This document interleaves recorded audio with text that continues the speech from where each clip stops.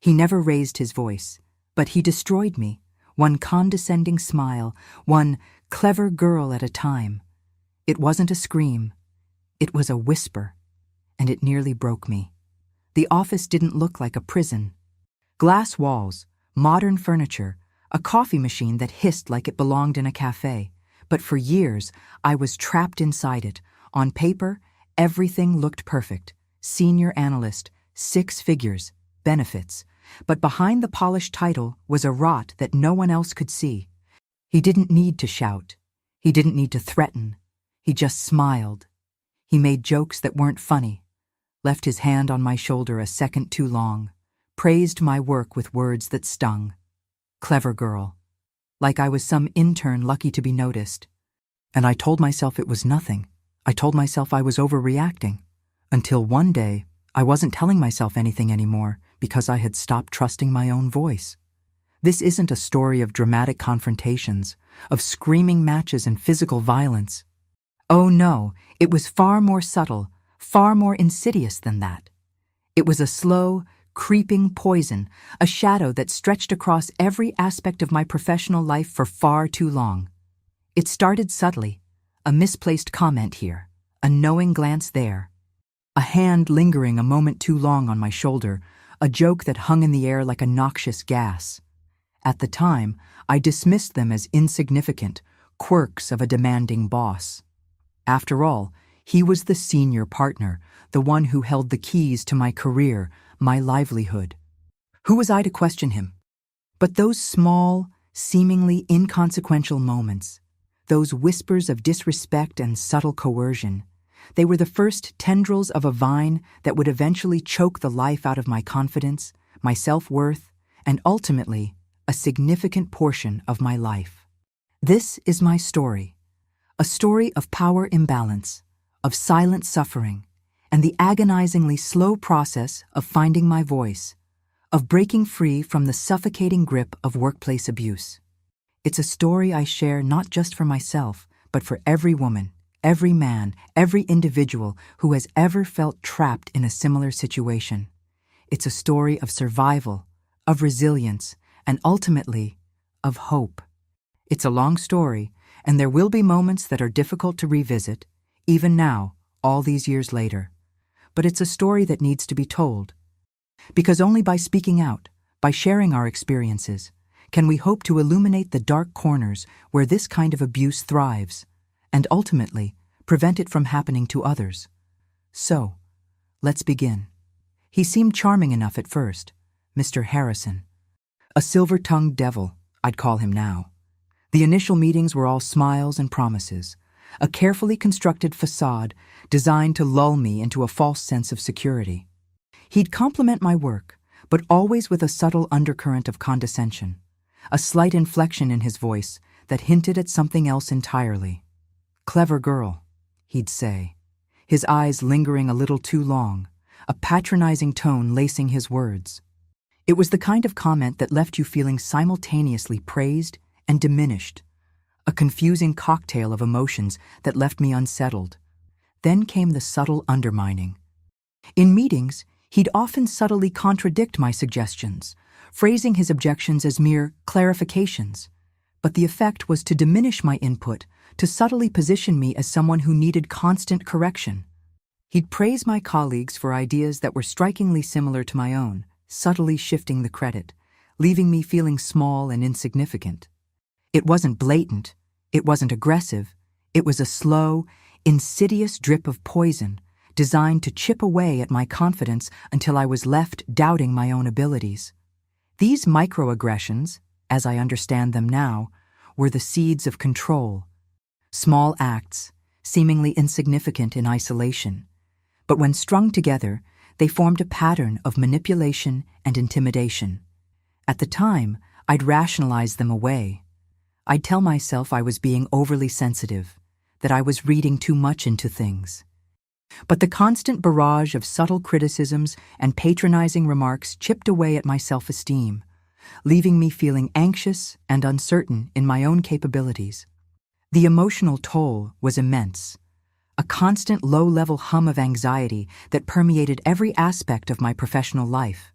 It was the beginning of a long, arduous journey, a journey that would test my strength, my resilience, and my very sense of self. The insidious thing about abuse is how it creeps in, how it slowly, subtly normalizes itself. What started as an occasional offhand remark, a condescending tone, gradually became the norm. It was like the frog in the slowly boiling pot. The temperature rose so gradually that I barely noticed the shift until I was practically cooked. His behavior became so ingrained in the fabric of my daily work life that I stopped questioning it. I adapted. I learned to anticipate his moods, to navigate his emotional minefield, to anticipate his criticisms, to preemptively adjust my behavior to avoid triggering his outbursts. The power dynamic shifted imperceptibly.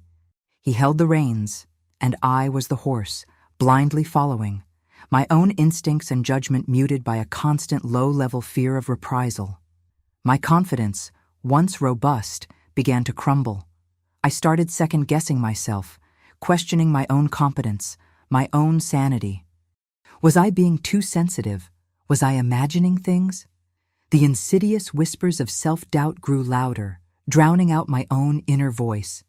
The line between professional guidance and emotional manipulation blurred, becoming almost indistinguishable. I was trapped in a fog of confusion, unable to clearly discern the boundaries of acceptable workplace behavior. Looking back, it's clear that my perception of reality had been distorted. My ability to recognize his actions as abusive was clouded by the insidious normalization of his behavior. I had internalized his control, accepting his demeaning comments and manipulative tactics as simply part of the job, part of the price of success. It was a chilling realization, this acceptance of the unacceptable. This normalization of abuse was a crucial element in his control, a silent accomplice in my own silencing. It was a lesson learned at a devastating cost, a lesson that I hope will help others to recognize the subtle signs of abuse before it's too late. The path to reclaiming my voice began with recognizing this insidious process, acknowledging the damage it had done, and vowing to never allow it to happen again. The subtle digs and undermining comments escalated. The public humiliations began, pointed criticisms in team meetings, designed to showcase my supposed incompetence in front of my colleagues. The casual dismissal of my ideas, once a subtle slight, became a blatant disregard for my expertise. My contributions were consistently downplayed, my successes attributed to others, my failures magnified and highlighted. It was a calculated strategy to erode my confidence and establish his dominance. The unreasonable demands followed. Deadlines were impossibly tight, projects were deliberately overloaded, the expectations were unrealistic, and frankly, impossible to meet. The pressure was relentless, designed to wear me down, to break my spirit. Sleepless nights became the norm, the constant stress gnawing at my health, both mental and physical. The exhaustion further eroded my ability to resist, to push back against his tyranny. It was a slow, deliberate dismantling of my professional life, orchestrated with chilling precision. Then came the threats, veiled at first, then increasingly overt. Subtle hints about my job security, warnings about the consequences of challenging his authority. The implication was clear. Compliance was the only way to survive. This was no longer just about professional setbacks. This was about my livelihood, my financial security, my very ability to provide for myself. The fear became a constant companion, a shadow that followed me even outside the office walls. The escalation was a gradual tightening of the noose, a calculated strategy to maintain his control, to ensure my continued silence. The pattern was terrifyingly clear in retrospect, a calculated campaign of psychological warfare designed to break me. And for a long time, it almost succeeded. My silence wasn't a passive choice. It was a survival mechanism. Fear was a heavy cloak, suffocating me with its weight. The fear of losing my job, of being financially ruined, was a constant, gnawing anxiety. He held the power, the control over my livelihood, and that power was wielded with chilling effectiveness. The thought of speaking out, of challenging him, filled me with dread. What if he retaliated? What if he made my life even more miserable? What if he succeeded in destroying my career? Beyond the tangible fear of job loss loomed the fear of social stigma. Would anyone believe me? Would I be seen as a troublemaker, a complainer? Would my colleagues turn against me, siding with the powerful senior partner? The potential for isolation was a terrifying prospect. And so, I remained silent, trapped in a cycle of abuse and self-doubt. The internal conflict was agonizing. A part of me screamed to fight back, to expose his behavior, to reclaim my dignity. But another part, the part that had been systematically eroded by his manipulation, whispered doubts. Was I overreacting? Was I being too sensitive? Was I imagining things? This internal dialogue, this constant self-questioning, was a cruel weapon in his arsenal, a tool used to maintain his control, to keep me silent and subservient. The weight of fear was immense, crushing my spirit, silencing my voice. It took years of suffering to finally break free from its grip. But the silence, that prolonged silence, is a burden I carry still. It's a constant reminder of the power of fear and the importance of finding the courage to break it. The isolation was crushing. It wasn't just the physical isolation of being alone in my struggle. It was the emotional isolation, the feeling of being utterly alone in my experience. He expertly cultivated this isolation, subtly turning my colleagues against me, or at least making them hesitant to offer support. He'd plant seeds of doubt, whispering insinuations about my competence, my work ethic, my sanity. Over time, a chasm opened up between myself and my coworkers, a silent agreement to avoid the conflict, to maintain the status quo. The self-blame was insidious, a constant, gnawing worm eating away at my self-worth. I questioned my own judgment, my own perceptions. Was I overreacting? Was I too sensitive? Had I somehow provoked his behavior? The insidious voice of self-doubt, carefully nurtured by his actions, became a relentless companion. I replayed every interaction, every conversation, searching for flaws in my own conduct, desperately seeking an explanation that didn't involve his culpability. It was a cruel form of self-flagellation, a vicious cycle of self-blame that prevented me from seeing the truth. The erosion of my self-confidence was complete.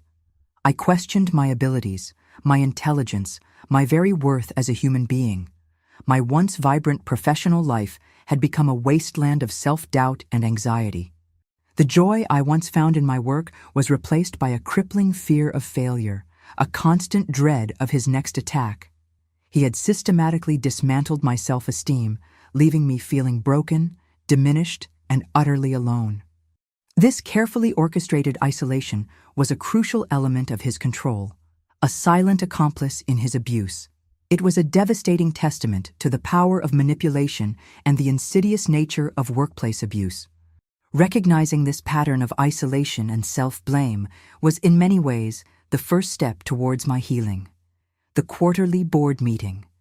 A sterile, brightly lit conference room, the air thick with the scent of expensive coffee and nervous anticipation. I stood beside Mr. Harrison, presenting the results of a project I'd poured months of my life into, months of tireless work, late nights, and unwavering dedication.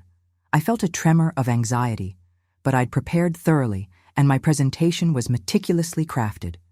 Then, he began. Not with a constructive critique, not with a professional assessment, but with a scathing, public dismantling of my work. His voice, usually smooth and measured, was sharp, laced with contempt. He pointed out minor inconsistencies, exaggerating their significance, twisting my carefully chosen words to undermine my credibility. He dissected my presentation with a cruel precision, highlighting my supposed failings, all while maintaining a facade of professional detachment.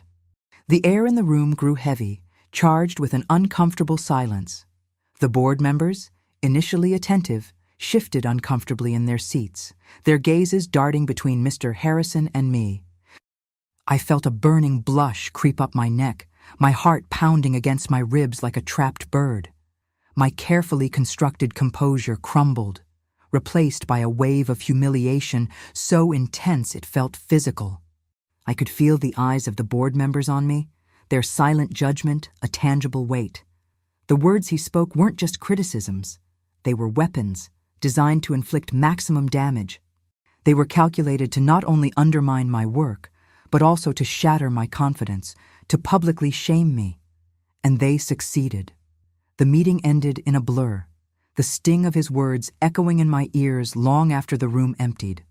The memory of that public humiliation, the visceral feeling of shame and vulnerability, remains etched in my memory, a stark reminder of the power imbalance and the calculated cruelty of his actions.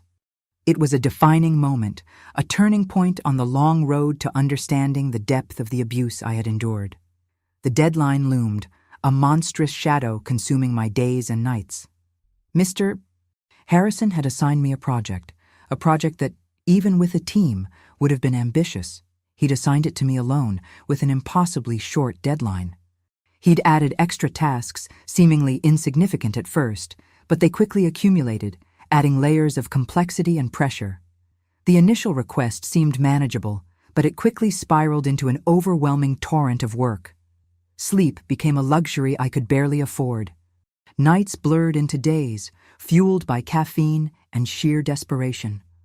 My apartment transformed into a makeshift office, the lines between work and personal life completely erased.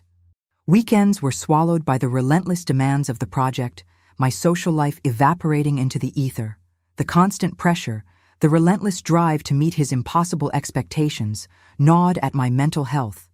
The anxiety was a constant companion, a suffocating weight on my chest. The impact extended far beyond the workplace.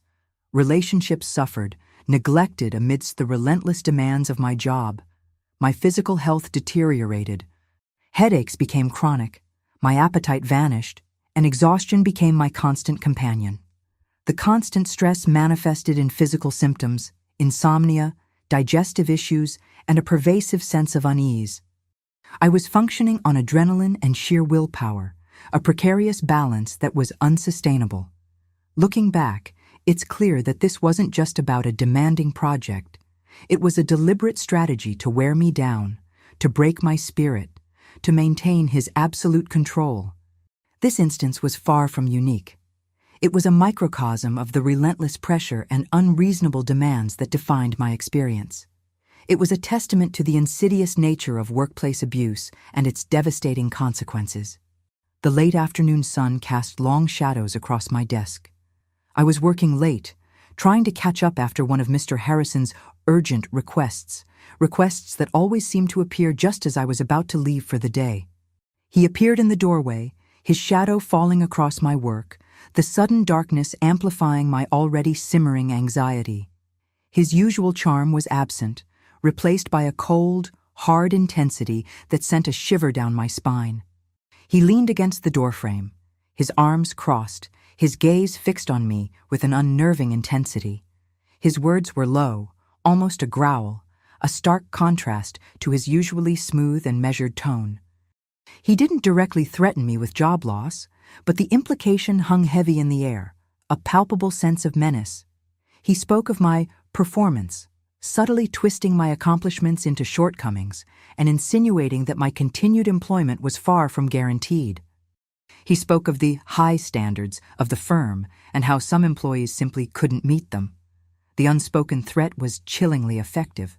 I felt a wave of nausea wash over me, my breath catching in my throat. The fear was visceral, a cold dread that squeezed the air from my lungs. My heart pounded, a frantic drumbeat against my ribs. I knew, instinctively, that this was not a casual conversation. It was a deliberate act of intimidation, calculated to instill fear and maintain his control. The vulnerability I felt was profound, a stark reminder of my powerlessness in the face of his authority. The silence that followed was thick with unspoken threats, a suffocating pressure that left me feeling small and insignificant. His words hung in the air, a chilling testament to the insidious nature of his control and the pervasive fear that he had cultivated. It was a moment that solidified my fear and cemented his dominance. The breaking point wasn't a single event, but a slow, agonizing accumulation of incidents. It wasn't a sudden epiphany, but a gradual dawning of awareness. It began with a quiet rebellion, a small act of defiance, refusing to work late one evening. The guilt was immediate, sharp, and overwhelming. But the small victory, the assertion of a boundary, however insignificant, sparked something within me. Then came the sleepless nights, punctuated by vivid dreams, nightmares, really, of Mr. Harrison's face, his cold gaze, his sneering voice. The anxiety became a constant companion, a suffocating weight that made even simple tasks feel insurmountable. I felt trapped, caught in a web of his making, struggling to breathe, to think clearly, to function normally. My self-doubt, once a whisper, had become a deafening roar, a relentless chorus of self-criticism. It was a conversation with an old friend that finally tipped the scales.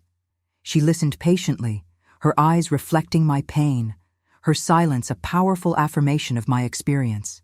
She didn't offer solutions, didn't attempt to minimize my suffering. She simply listened, offering empathy and understanding, a balm to my wounded soul. Her validation, her simple act of believing me, was a lifeline, a crucial step in my journey out of the darkness. It was in that moment, in the quiet strength of her presence, that I realized I couldn't and wouldn't continue living in silence. The silence, once a shield, had become a prison, and I was finally ready to break free. It was a terrifying, exhilarating decision, the first step on a long and arduous journey toward healing and justice. The decision to speak out was not a sudden burst of courage, but a slow, agonizing process. For years, I had lived in a state of quiet desperation, trapped by fear and self-doubt. The thought of confronting Mr. Harrison, of exposing his behavior, filled me with a paralyzing terror. What if he retaliated? What if I lost my job? What if nobody believed me? The fear was a constant companion, a dark cloud hanging over every decision. It whispered doubts into my ear, painting vivid scenarios of failure and humiliation. It painted a picture of isolation, of being ostracized, of losing my livelihood and my reputation. The weight of these potential consequences was immense, a heavy burden that threatened to crush me. I spent countless nights wrestling with the decision, weighing the potential risks against the urgent need for justice and self-preservation. Yet, the alternative, remaining silent, accepting the abuse as my fate, was unbearable. The silence had become a heavy cloak, stifling my spirit, eroding my sense of self-worth. The thought of continuing to endure his cruelty, of allowing him to continue his reign of terror, was far more terrifying than any potential consequence of speaking out. In the end, the need for self-preservation, for my own mental and emotional well-being, outweighed the fear of the unknown. It was a difficult, agonizing decision, but it was the right one. It was a choice born not of reckless bravery, but of desperate necessity. It was a step towards reclaiming my life, my dignity, and my voice. The first step was the hardest. Confiding in someone, admitting the extent of the abuse, felt like exposing a raw, vulnerable wound. I chose my confidant carefully, selecting a friend whose wisdom and empathy I trusted implicitly. Telling her felt like a weight lifting, a burden shared, although the fear remained, a persistent undercurrent to the relief. Her unwavering support, her belief in my story, gave me the strength to move forward. Next came the daunting task of seeking legal counsel. The initial consultation was nerve-wracking, a retelling of the years of abuse, a reliving of the pain and humiliation. But the lawyer's calm professionalism, her understanding of the legal ramifications, offered a sense of hope, a glimmer of possibility for justice. She explained the process, the potential challenges, and the steps I needed to take. Her guidance provided a roadmap through the uncertainty, a sense of direction amidst the chaos. Finally, I contacted the HR department of my company. This step felt particularly daunting, a confrontation with the very system that had allowed the abuse to occur. I prepared carefully, outlining the key incidents, documenting the dates and times, and organizing the evidence I had collected. The initial response was formal, somewhat impersonal, but the promise of an investigation offered a fragile sense of hope. This was the beginning of a long, arduous process, but it was a crucial step, a formal acknowledgement of the abuse and the start of a quest for accountability. It was a brave step, a testament to my resilience, and the first step towards reclaiming my power. The reporting process was a labyrinthine journey, fraught with unexpected obstacles and disheartening delays. The initial investigation felt slow, methodical, almost indifferent. The bureaucratic hurdles were significant, each step requiring meticulous documentation and repeated explanations. It felt as though I was reliving the trauma, each recounting chipping away at my already fragile emotional state. The legal aspects were equally challenging. Gathering evidence, proving intent, and navigating the complexities of employment law proved to be a formidable task. My lawyer's expertise was invaluable, but the process itself was exhausting, both mentally and emotionally. There were moments of doubt, moments when I questioned whether it was all worth the effort, whether the fight was even winnable. The emotional toll was perhaps the most significant challenge. The constant reminders of the abuse, the ongoing legal battles, the uncertainty of the outcome, all contributed to a sense of overwhelming exhaustion. There were days when the burden felt unbearable, when the weight of it all threatened to crush me. Yet, the support of my friends, family, and lawyer kept me going, their belief in my cause providing the strength to persevere. The journey was arduous, but the knowledge that I was fighting for justice, for myself and for others who might experience similar abuse, gave me the resolve to continue. It was a testament to my strength and resilience. The emotional toll of reporting the abuse was immense. It was a constant battle against anxiety, a feeling of profound vulnerability. Each step forward felt like walking a tightrope, the fear of falling, of being hurt again, a constant companion. The process itself felt like a constant reliving of the trauma, each detail recounted, each incident re-experienced. It was emotionally draining, exhausting, and deeply unsettling. There was also the constant fear of retaliation. Even after reporting the abuse, the threat of further consequences loomed large. Would Mr. Harrison retaliate? Would he try to sabotage my career further? The uncertainty was a heavy weight, adding to the already immense emotional burden. Sleep became elusive, plagued by nightmares and anxieties. Simple tasks felt overwhelming, my concentration shattered by the constant fear and stress. The vulnerability was profound. I felt exposed, stripped bare, my deepest insecurities laid open for examination. It required immense courage to share my experiences, to confront the pain and humiliation. There were moments of doubt, moments when the weight of it all felt too much to bear. Yet, the support of my loved ones, the knowledge that I was doing the right thing, provided a lifeline, a source of strength and resilience amidst the storm. It was a difficult, painful journey, but one that ultimately led to a sense of empowerment and healing. Navigating the complexities of reporting workplace abuse would have been impossible without the unwavering support of my network. My family provided a bedrock of unconditional love and understanding, a safe haven where I could process my emotions without judgment. Their unwavering belief in me, their constant encouragement, fueled my resolve during the darkest moments. Friends, too, played a crucial role. Their empathy, their willingness to listen without interruption, provided a vital outlet for my frustrations and anxieties. Their practical support, from errands to emotional pep talks, eased the burden of navigating the legal and bureaucratic processes.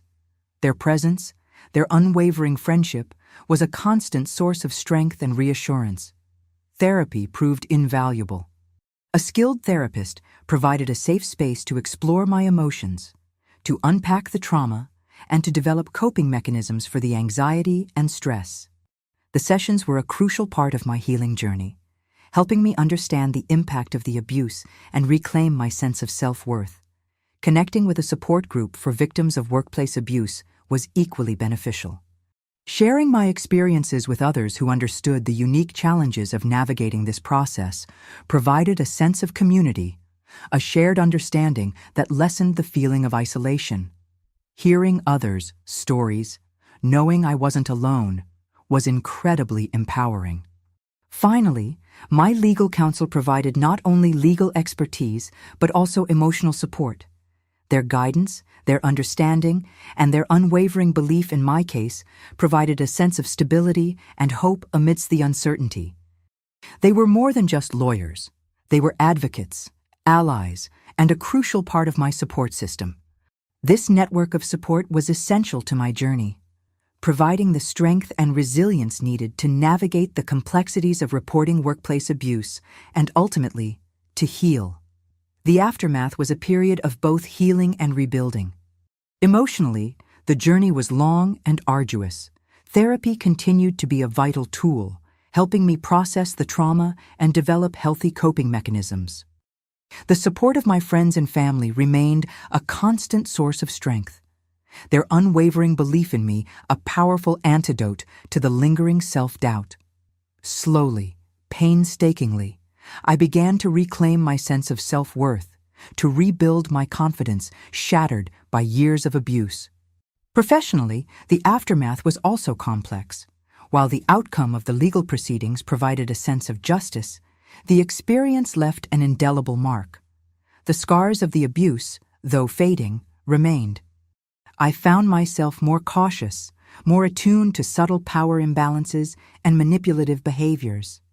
The experience instilled in me a deep commitment to advocating for others, to ensuring that no one else would suffer in silence as I had. The lasting impact of the abuse is undeniable. While I've healed significantly, some anxieties persist. The experience heightened my awareness of workplace dynamics and the insidious nature of abuse, and this awareness informs my present and future professional interactions. However, the journey has also been one of empowerment. Speaking out, fighting for justice, and surviving the ordeal has instilled in me a deep sense of strength and resilience. I carry the scars, but they are a testament to my survival, a reminder of the strength I found within myself, a strength I never knew I possessed. The healing continues, but the path forward is one of empowerment and hope. The long-term impacts of the abuse and the subsequent reporting process are multifaceted. While I've made significant progress in my healing journey, some scars remain. There are days when the anxiety resurfaces, a lingering echo of the fear and intimidation I endured. Sleep can still be elusive, haunted by memories of those difficult times. Trust, once easily given, is now something I approach with cautious deliberation. Professionally, the experience has profoundly shaped my perspective. I'm far more attuned to subtle forms of manipulation and control, hyper-aware of power imbalances in the workplace. While I've returned to work, I approach my professional life with a new level of self-awareness and a heightened sense of self-preservation. The experience, though painful, has sharpened my understanding of workplace dynamics and the importance of fostering environments of respect and fairness. Yet, amidst the lingering scars, there is a profound sense of strength and resilience. The ordeal has fundamentally altered my perception of myself. I've discovered inner reserves of strength I didn't know I possessed. The fight for justice, the arduous process of reporting the abuse, has empowered me in ways I never anticipated. I've learned the importance of self-advocacy, the power of speaking out, and the profound impact of supporting others who have experienced similar trauma. The scars remain, but they are a testament to my survival, a reminder of the strength I found within myself, a strength I now carry forward with me, a beacon of hope and empowerment for myself and others. Looking back, the journey has been one of profound self-discovery. The experience forced me to confront aspects of myself I had previously ignored or suppressed. I learned the importance of recognizing and valuing my own intuition, of trusting my gut feeling when something felt wrong. The initial silence, born of fear and manipulation, taught me the crucial lesson of speaking up, of not allowing others to silence my voice. This experience fostered a deep understanding of the importance of self-advocacy, It's no longer a passive notion. It's an active practice, a vital skill honed through necessity. I learned to assert my boundaries, to say no when necessary, and to prioritize my well-being above all else. This newfound self-advocacy extends beyond the professional sphere, influencing my personal relationships and shaping my interactions with the world. Moreover, the journey cultivated resilience in ways I never imagined possible. The ability to withstand adversity, to persevere despite immense challenges, is a strength I now embrace. It's a strength forged in the crucible of hardship, a testament to the human capacity for endurance and recovery. This resilience is not just about surviving, it's about thriving, about emerging from adversity stronger and more determined than ever before. The lessons learned are not merely about overcoming abuse, but about embracing self-discovery, developing resilience, and cultivating a powerful voice that can empower myself and others. It's a journey of transformation, a testament to the human spirit's ability to heal and grow. Rebuilding confidence wasn't a linear process. It was a journey marked by setbacks and breakthroughs. It began with small victories, saying no to unreasonable requests, setting boundaries in personal relationships, and prioritizing self-care. These seemingly insignificant acts were powerful affirmations of my newfound strength, small steps that built momentum and fostered a sense of control over my life. Therapy played a crucial role in this process. Through guided introspection and therapeutic techniques, I began to challenge the self-doubt and negative self-talk ingrained by years of abuse. I learned to reframe negative experiences, to acknowledge the trauma without allowing it to define me. The process was challenging, requiring courage and vulnerability, but it was ultimately transformative. I sought out new challenges, both personally and professionally, to test my limits and to prove to myself that I was capable of more than I had ever believed. Each accomplishment, no matter how small, became a testament to my resilience, a building block in the reconstruction of my self-worth. These triumphs were not just about achieving goals. They were about reclaiming my agency, about demonstrating to myself that I was in control of my own destiny. This journey has been about more than simply recovering from the past. It's about embracing a new beginning. It's about recognizing the strength I found within myself, the resilience I cultivated through adversity, and the self-advocacy I now confidently employ. It's about creating a future where I am empowered, respected, and free from the shadows of past abuse.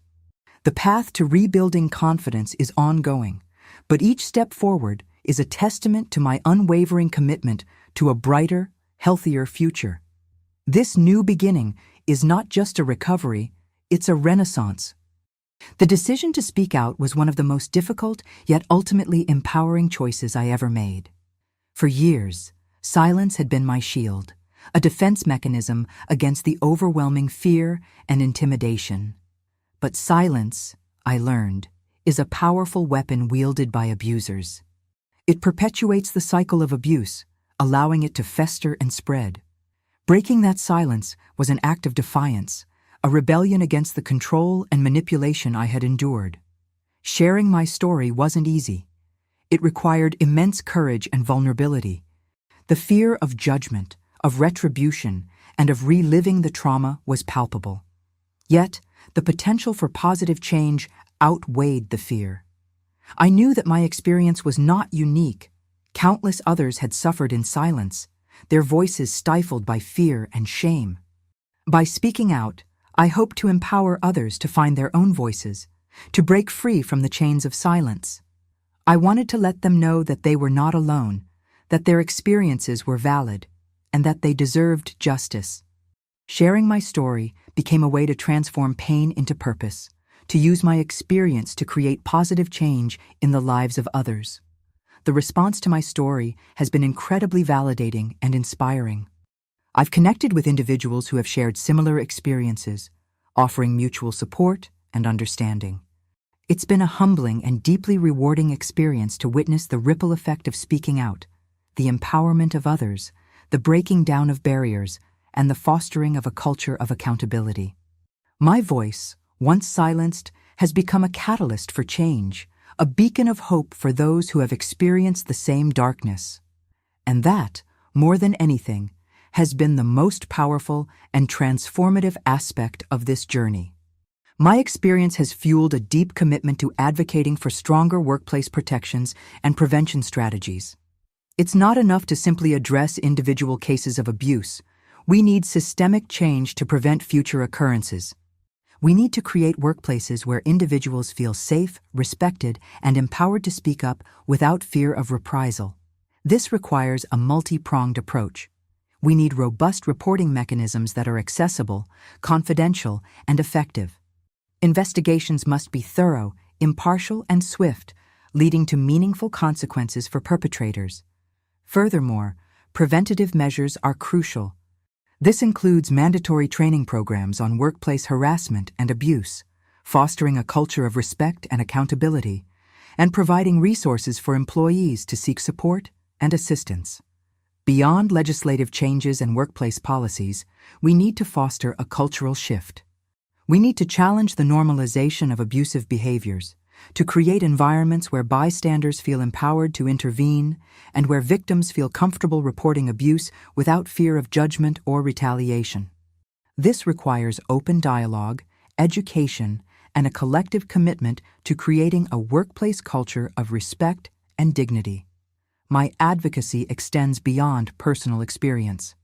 It's about building a future where no one has to endure the pain and suffering I experienced. It's about empowering others to speak up, to seek justice, and to contribute to a workplace environment where everyone feels safe, valued, and respected. It's a call to action, a collective responsibility to create a workplace free from abuse. The fight for a better future requires ongoing vigilance, constant effort, and the unwavering commitment of individuals and organizations alike. Only then can we truly prevent workplace abuse and foster environments of genuine respect and equality. Knowing what I know now, I wish I had access to more resources and support earlier in my journey. The isolation and self-blame were profoundly isolating. Finding the right support can be a lifeline, and I want to share some resources that may help others navigate similar situations. Firstly, consider seeking professional help. A therapist specializing in trauma can provide a safe space to process your experiences, develop coping mechanisms, and build resilience. Many organizations offer confidential counseling services specifically for workplace abuse survivors. Legal counsel is also essential. A lawyer specializing in employment law can advise you on your rights, assist with reporting procedures, and represent you in legal proceedings if necessary. Remember, you are not alone in this fight. Support groups offer invaluable peer support and a sense of community. Connecting with others who have experienced similar challenges can provide validation, empathy, and practical advice. Many online and in-person support groups cater specifically to workplace abuse survivors. Look for groups that resonate with your specific needs and experiences. Finally, remember to prioritize self-care. This includes prioritizing physical and mental well-being through healthy habits, relaxation techniques, and engaging in activities that bring you joy and a sense of peace. Remember to be kind to yourself throughout this process. While I cannot provide specific contact information within this narrative, I urge you to search online for workplace abuse support, employment law attorneys, and trauma therapy in your region. Numerous resources are available, and finding the right support is a crucial step in your journey towards healing and empowerment. Don't hesitate to reach out for help. Your well-being is paramount. You deserve support, and you are not alone. Recognizing workplace abuse isn't always straightforward. It often manifests subtly, escalating gradually, making it difficult to identify initially. However, understanding the signs is crucial for protecting yourself and others. Look for patterns of behavior, not isolated incidents. Does your supervisor consistently undermine your contributions, publicly criticize you, or assign you impossible tasks? Do they make demeaning or sexually suggestive comments or create a hostile work environment? These are clear indicators of abuse. Pay attention to your gut feeling. If something feels wrong, it probably is. Emotional abuse can be particularly insidious. It involves tactics designed to erode your self-confidence and control your behavior. This can include constant criticism, intimidation, isolation, gaslighting, or manipulation. If you find yourself constantly questioning your judgment or abilities, or feeling anxious or depressed at work, these are serious red flags. Power imbalances are frequently exploited in abusive situations. A superior's position of authority can be used to control and manipulate subordinates. Be wary of situations where your concerns are dismissed, your opinions are ignored, or your requests are unreasonably denied. This often indicates a deliberate attempt to maintain control and silence dissent. Don't minimize or dismiss your experiences. If you recognize any of these patterns, trust your instincts. Seek support from trusted colleagues, friends, family, or professionals. Document instances of abuse, including dates, times, witnesses, and any evidence you can gather.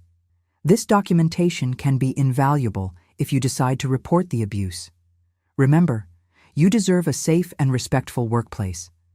Learning to identify these signs is the first step toward protecting yourself and advocating for change.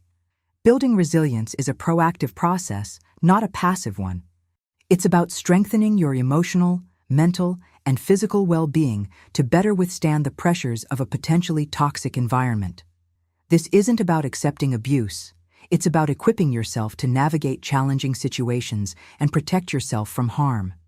First, cultivate strong boundaries. Learn to say no to unreasonable demands or requests that compromise your well-being.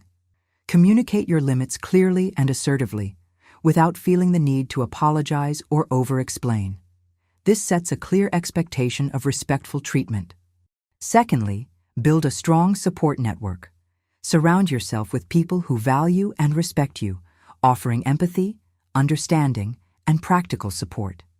This network can provide a crucial buffer against the negativity and isolation often experienced in abusive situations. Don't underestimate the power of supportive relationships. Thirdly, prioritize self-care. Engage in activities that nourish your mind, body, and soul. This includes regular exercise, healthy eating, sufficient sleep, and engaging in hobbies that bring you joy and relaxation. Prioritizing self-care isn't selfish. It's essential for maintaining your well-being and resilience. Furthermore, develop assertive communication skills. Learn to express your needs and concerns clearly and confidently, without resorting to aggression or passivity. Assertive communication empowers you to take control of interactions and set healthy boundaries. Finally, document everything. Keep a record of abusive incidents, including dates, times, witnesses, and any evidence you can gather. This documentation can be invaluable if you need to report the abuse or seek legal action. Remember, your well-being is paramount. Building resilience is an ongoing process, requiring consistent effort and self-compassion. By proactively implementing these strategies, you empower yourself to navigate challenges and protect yourself from harm. If you're listening to this and you're experiencing workplace abuse, please know you are not alone. Your feelings are valid, and your experiences are real. The silence can feel deafening, the isolation crushing, but please believe me when I say there is hope. There is strength within you, a resilience you may not yet recognize. My journey was long and arduous, filled with moments of despair and doubt. But it was also punctuated by moments of profound self-discovery, resilience, and empowerment. The process of speaking out, of seeking justice, was transformative. It wasn't easy, but it was worth it. Your voice matters. Your story matters. Don't let fear or self-doubt silence you. Seek support from trusted friends, family, or professionals. Reach out to organizations that provide assistance to workplace abuse survivors. There are people who will listen, who will believe you, and who will help you navigate this challenging time. Healing takes time, and the path to recovery is unique to each individual. There will be setbacks, moments of doubt, and challenges along the way. But with the right support and self-compassion, You can reclaim your strength, rebuild your confidence, and find your voice. Remember, your experience does not define you. It is a part of your story, but it does not have to be the whole story. You are stronger than you think.